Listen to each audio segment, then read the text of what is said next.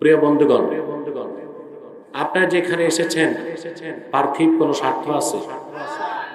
জাগতিক, সামাজিক, রাজনৈতিক? আমরা এসেছি শুধুমাত্র আল্লাহ তার হাবিবের রেজামান্দি হাসিল করার জন্য। তাহলে পুরস্কারটা আমরা পৃথিবীতে কারো কাছে চাই না, আমরা পুরস্কার চাই মহান আল্লাহর কাছে। কার কাছে চাই? আল্লাহ কি ধরনের পুরস্কার দিবেন তা ভাষায় প্রকাশ করার কোনো শব্দ আমার কাছে নেই। হেঁটে এসেছেন, প্রতি কদমে 10টি করে নেকি পেয়েছে। এটা তো পুরুষের কণ্ঠে হলো না, পুরুষোচিত কণ্ঠে বলি সুবহানাল্লাহ। বসে আছেন, প্রতি শ্বাসে 10টি নেকি পাচ্ছে। মোনাজাতে যখন হাত তুলবেন, সমস্ত গুনাহগুলো আল্লাহ মাফ করে দিবেন। মাইকে আওয়াজ দাও পিছনে, এই স্পিকার বন্ধ তো।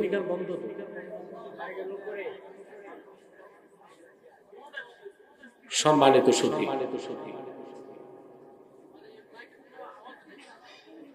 পিছনে হরেনে আওয়াজ লাগবে, স্পিকারে আওয়াজ লাগবে। সম্মানিত সুধী, আওয়াজ তো আছে, এগুলো ডিব্বায় বন্ধ রাখছে।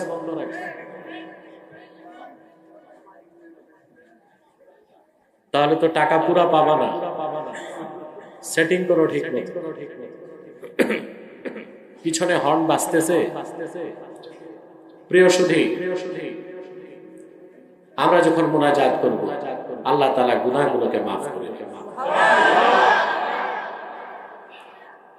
শয়তানের এখন কিছুই করার নাই, একটা প্রজেক্ট আছে, মুনাজাতের আগে উঠানো যায় কিনা। আমরা ন্যাক নিয়োগ করে শয়তানের নাপাক গালে একটি চপেটা ঘাত করতে চাই। আমরা নিয়ত করছি কিছুক্ষণ পরে আজকের মুনাজাত করে গুনাহ মাফ করে নিষ্পাপ বেহেশতি আল্লাহওয়ালা হয়ে বাড়ি যেতে চাই। কারা কারা হাত তুলে আল্লাহ তাআলা কে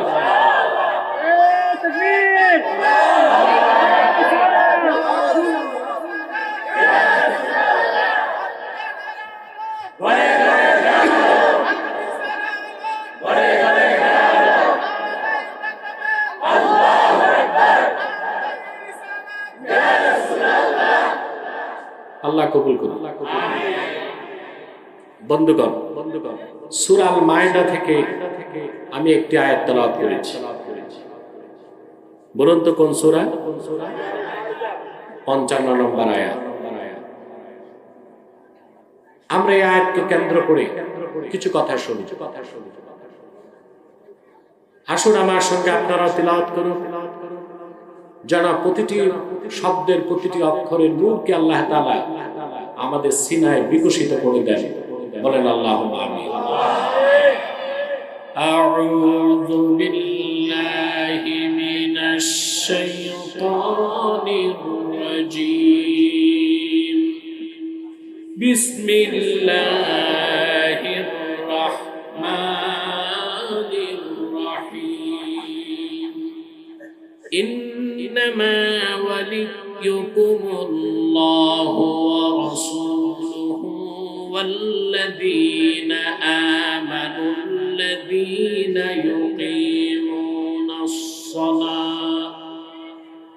يقيمون الصلاة ويؤتون الزكاة وهم راكعون।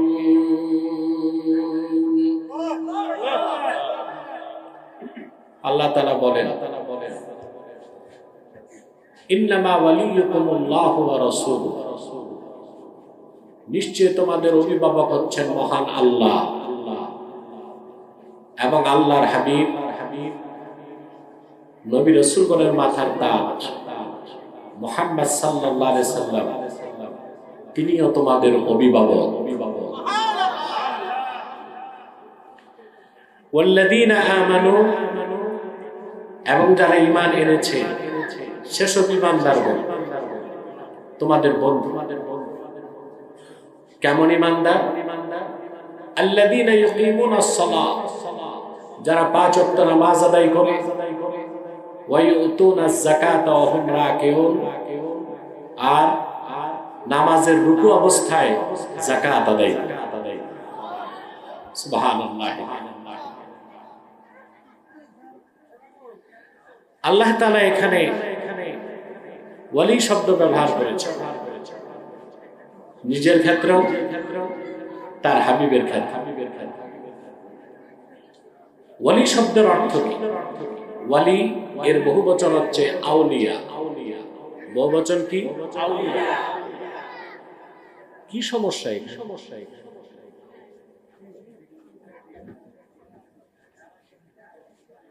ওয়ালি শব্দের বহুবচন হচ্ছে আউলিয়া।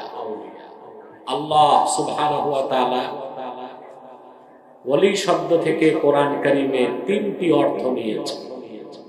কয়টি?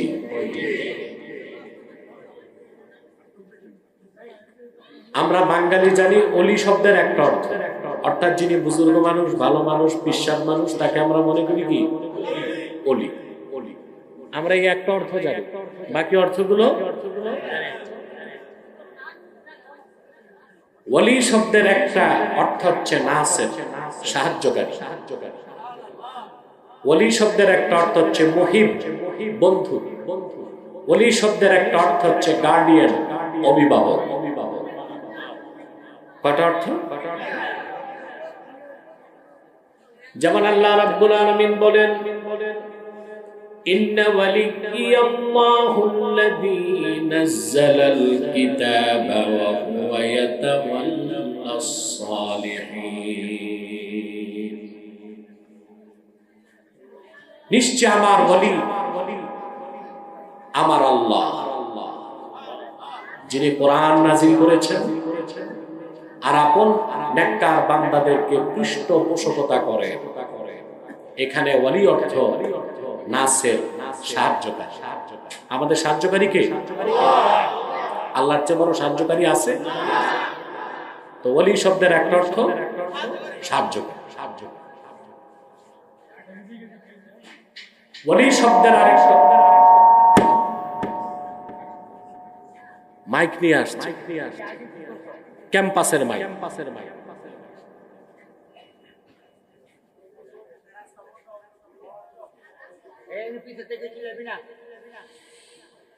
আল্লাহ। ওলি শব্দের আরেকটা অর্থ হচ্ছে মুহিব, বন্ধু। সুবহানাল্লাহ। আল্লাহর ওলিকে আল্লাহর ওলি কেন বলি? আল্লাহর ওলি আল্লাহর বন্ধু, ঠিক না? ওলি শব্দের আরেকটা অর্থ বন্ধু। যেমন আল্লাহ তাআলা বলেন, আলা ইন্না আউলিয়া আল্লাহি লা খাউফুন আলাইহিম ওয়া লা হুম ইয়াহজানুন। সাবধান, জেনে রেখো, নিশ্চয়ই যারা আল্লাহর ওয়ালি, আল্লাহর বন্ধু, প্রিয় পাত্র, তাদের কোনো ভয় নাই, তাদের কোনো চিন্তা নাই। যে আল্লাহর ওলি, আল্লাহর বন্ধু, তার কোনো ভয় নাই, তার কোনো চিন্তা। আল্লাহর ওলি হতে আমরা প্রত্যেক মুসলমানই আল্লাহর ওলি হতে পারি। আমাদের ধারণা ওলি হওয়াটা রেস্ট্রিক্টেড, সবাই ওলি হইতে পারে না। ইসলামে এইরকম বেইনসাফি নাই। বেইনসাফি আমাদের ধারণা ওলি হতে হলে মুরিদ লাগবে, খানকা লাগবে, দরবার লাগবে। আমরা তাই বুঝি না। বিষয়টা কি এরকম? ইসলামের প্রতিটি কাজকর্ম ইনসাফ এবং ন্যায়পরায়ণতার মানদণ্ডে উত্তীর্ণ, বলেন সুবহানাল্লাহ। এমন কোন রেস্ট্রিকশন নাই যে আল্লাহর ওলি হতে উচ্চ বংশ লাগবে, কয়েক লক্ষ মুরিদ লাগবে, বিশাল খানকা লাগবে, এরকম কিছু। প্রত্যেক মুসলমান চেষ্টা করলে আল্লাহর ওলি হইতে পারে। আপনার খুশি হলেন না? প্রত্যেক মুসলমান চেষ্টা করলে আল্লাহর ওলি হইতে আল্লাহর ওলি কে? আল্লাহ নিজে বলে দিয়েছেন, আল্লাযীনা আমানু ওয়া কানু ইয়াত্তাকুন। মুহাম্মদ সাল্লাল্লাহু আলাইহি ওয়াসাল্লামের প্রত্যেক সেই উম্মত যারা ঈমান এনেছে আর তাকওয়া অর্জন করেছে, তারা প্রত্যেকেই আল্লাহর ওলি হয়ে গেছে। বলেন সুবহানাল্লাহ। ওলি হতে বংশ লাগে? খানকা মুরিদ টাকা, সুবহানাল্লাহ। চেয়ারম্যান হইতে, মেম্বার হইতে পয়সা লাগে, লাগে না? এমপি হইতে আরো বেশি। ওইটা তো অনেক কিছু লাগে, টাকা লাগে, পয়সা লাগে, মিডিয়া লাগে, পিস্তল লাগে, দুর্মুজ বাহিনী, অনেক কিছু লাগে। আমার দৃষ্টিতে মুসলমানের জন্য সবচেয়ে সহজ হচ্ছে আল্লাহর ওলি হয়ে যাওয়া, যদি তার ঈমানটা ঠিক থাকে, তাকওয়া ধারণ করতে পারে। বলেন সুবহানাল্লাহ।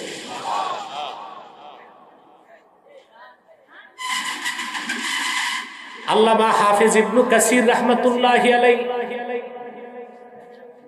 তাফসীরুল কুরআনিল আযীমের মধ্যে লিখেছেন, মান কানা মুমিনান তাকিয়া কানা লিল্লাহি ওয়ালিয়া।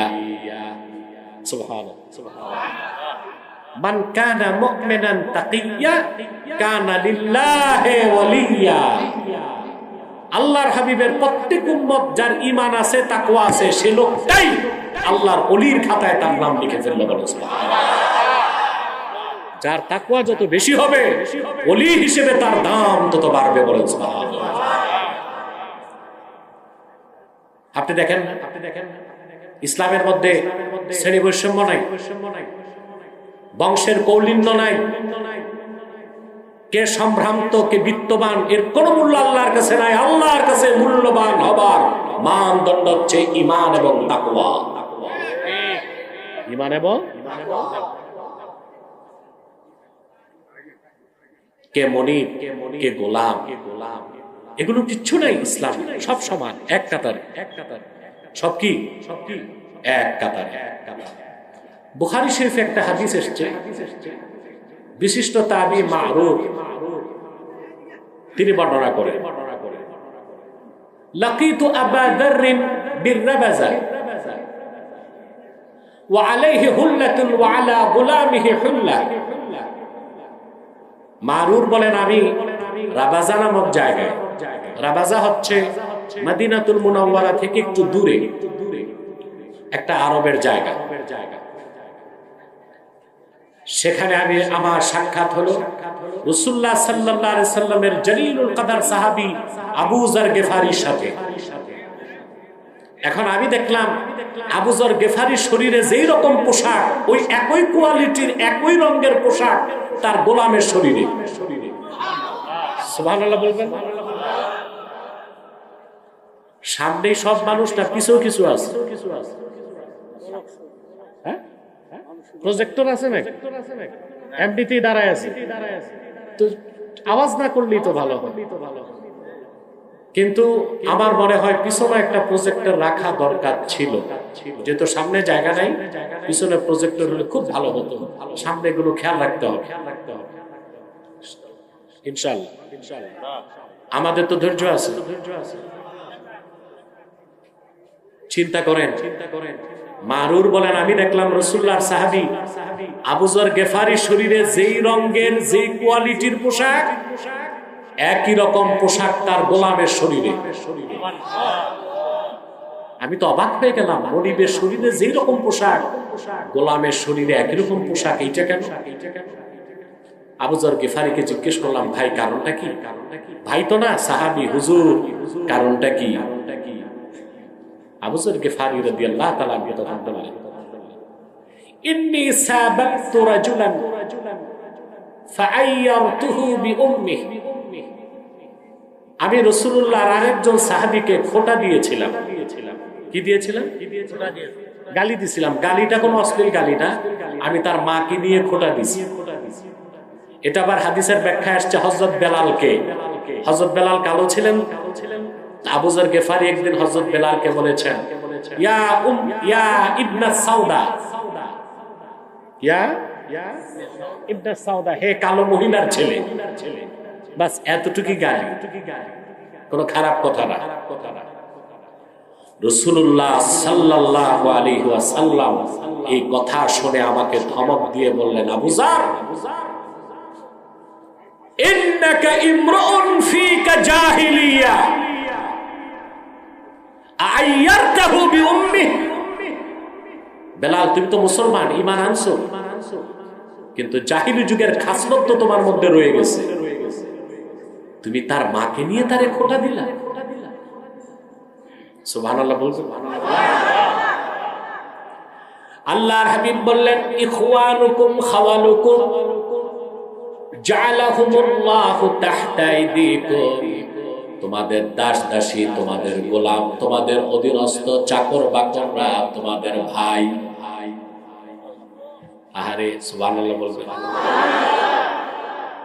তোমাদের দাস দাসী, দাসী বান্দি, চাকর বাকর, অধীনস্থ কর্মচারীরা তোমাদের অধীনস্থরা তোমাদের ভাই। ফামান কানা আখুহু তাহতা ইয়াদিহি ফালিয়ুতইমহু মিম্মা ইয়াকুল ওয়ালিয়ুলবিসহু মিম্মা ইয়ালবাস। তোমাদের মধ্যে যদি কারো অধীনস্থ কেউ থাকে, চাকর হোক, দাস হোক, দাসী হোক, গোলাম হোক, তাহলে তোমাদের মধ্যে মনিব যা খাবে তাই যেন তারে খাওয়ায়, মনিব যা পরবে তাই যেন তারে পরিধান করায়। বলেন সুবহানাল্লাহ। সেজন্য আমার শরীরে যেই রকম পোশাক, আমার গোলামের শরীরেও সেই রকম পোশাক। ইসলামের শ্রেণী বৈষম্য আছে? জোরে বলেন। ইসলামের চেয়ে বেশি ইনসাফ কোথাও নাই। ইসলামের বাইরে ইনসাফ খোঁজাই হচ্ছে বেইনসাফি। সেজন্য বলি ভাইরা, ওলি হবার জন্য বংশ লাগে না, টাকা লাগে না। যে কোনো মানুষ ঈমান আনার মাধ্যমে, নেক আমলের মাধ্যমে আল্লাহর প্রিয় পাত্র হইতে পারে। ইসলাম ছাড়া অন্য যত মানব রচিত, মিথ্যা আশ্রিত, কল্পিত, সংস্কৃতি নির্ভর ধর্ম আছে পৃথিবীতে, ওগুলোতে দেখেন ব্রাহ্মণের ছেলেই ব্রাহ্মণ হতে পারে, শূদ্র ক্ষত্র ও যদি গীতা বেদ মুখস্থ করে ফেলে, ও আর ব্রাহ্মণ হওয়ার সুযোগ আছে? পাদ্রী পুরোহিতের ক্ষেত্রে এই নিয়ম। ইসলাম এখানে মানবতার ঝান্ডাকে সমুন্নত করেছে। হযরত বেলাল রাদিয়াল্লাহু তাআলা আবিসিনিয়ার কৃতদাস, ১,৫০০ বছর আগে তার বাজার মূল্য ছিল মাত্র ৬ দিরহাম।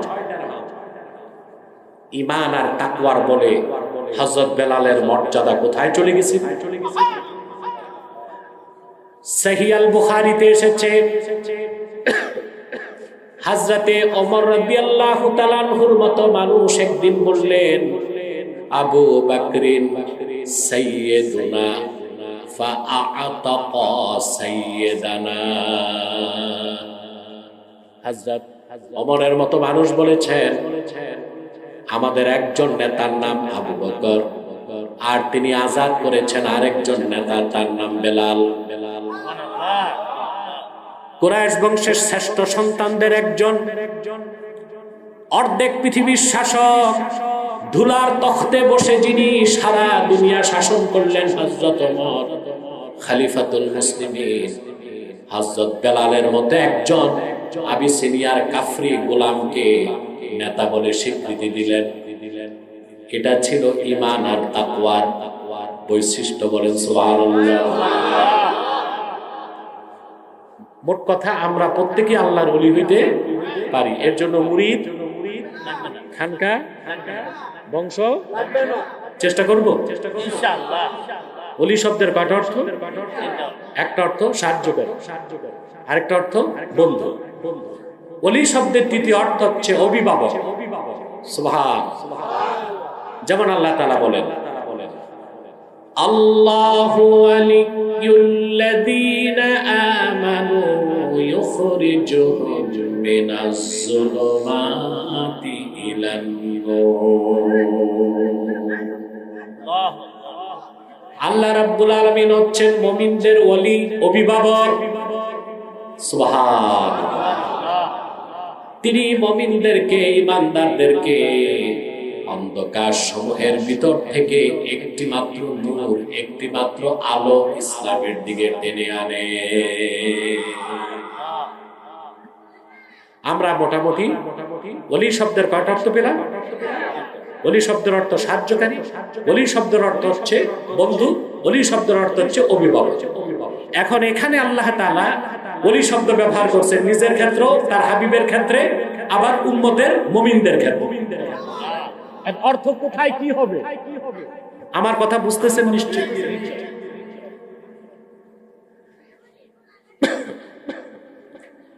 এখানে তরজমা হবে নিশ্চয়ই ইন্নামা ওয়ালিয়ুকুমুল্লাহু ওয়া রাসূলুহু